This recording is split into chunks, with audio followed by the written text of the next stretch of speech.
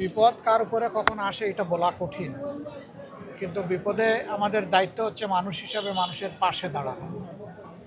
অনেকের হয়তো আর্থিক সাপোর্ট লাগতেও পারে, নাও লাগতে পারে, কিন্তু ওই সময়ের দোয়া, সান্ত্বনা এবং পাশে দাঁড়ায় তাদেরকে সাহস যোগানো, এটা আমাদের সকলের নৈতিক দায়িত্ব।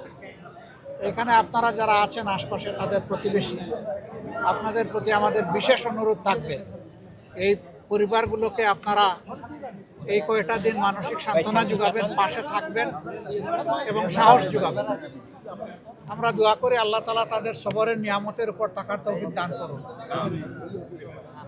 ক্ষতি যেটা হয়েছে আল্লাহ ছাড়া কেউ পুষিয়ে দিতে পারবে না, জীবন আর ফিরে আসবে না।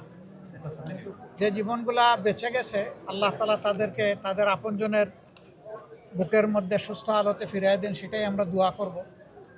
তারাও বেঁচে থেকে বাকি জীবন যেন নিজের এবং মানবতার খেদমত করতে পারেন, আল্লাহ যেন তৌফিক দান করেন। আমাদের সহকর্মীরা এখানে আছেন, তারা খোঁজখবর রাখবেন, নেবেন, পাশে থাকবেন ইনশাআল্লাহ। আমাদের পক্ষ থেকে যদি আরও কিছু করণীয় থাকে ইনশাআল্লাহ আমরা সেটাও করার চেষ্টা করব। আল্লাহ যেন তৌফিক দান করেন। আচ্ছা, আমার ডান দিকে আমাদের জুটের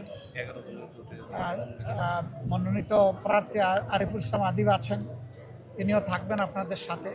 এটা তার নৈতিক দায়িত্ব, সমাজকে ধারণ করা এবং সমাজের বিপদে সঙ্গ দেওয়া, পাশে থাকা। আমি তাকে অনুরোধ করব তিনিও পাশে থেকে এই বিষয়গুলা অংশগ্রহণ করবেন এবং তার নিজের দায়িত্ব তিনি পালন করবেন। আমার এইদিকে আছেন আশরাফ ভাই, আপনারা জানেন উনি এতদিন দৌড়াদৌড়ি করেছেন, আপনাদের সাথে ছিলেন, কিন্তু দেশ এবং জাতির বৃহত্তর স্বার্থে উনি স্যাক্রিফাইস করেছেন। আল্লাহ তাআলা তার এই স্যাক্রিফাইসকে কবুল করুন। আপনারা সাংবাদিক বন্ধুরা যারা এসেছেন, আপনারা চেষ্টা করবেন মানুষকে শান্তি শৃঙ্খলার ভিতরে যতটুকু ম্যাক্সিমাম সার্ভিস দেওয়া যায়। আর এই ধরনের সিচুয়েশনে সবার জ্ঞান, বিচক্ষণতা, ধৈর্য সমান থাকে না, কিছু বেশ কম হয়ে যায়। আমরা নিজেদের মধ্যে এগুলো মানায় নেব ইনশাআল্লাহ, বৃহত্তর স্বার্থে, মানুষের কল্যাণে। আল্লাহ আমাদেরকে তৌফিক। একটা বিষয় একটুখানি, যে আপনি একটা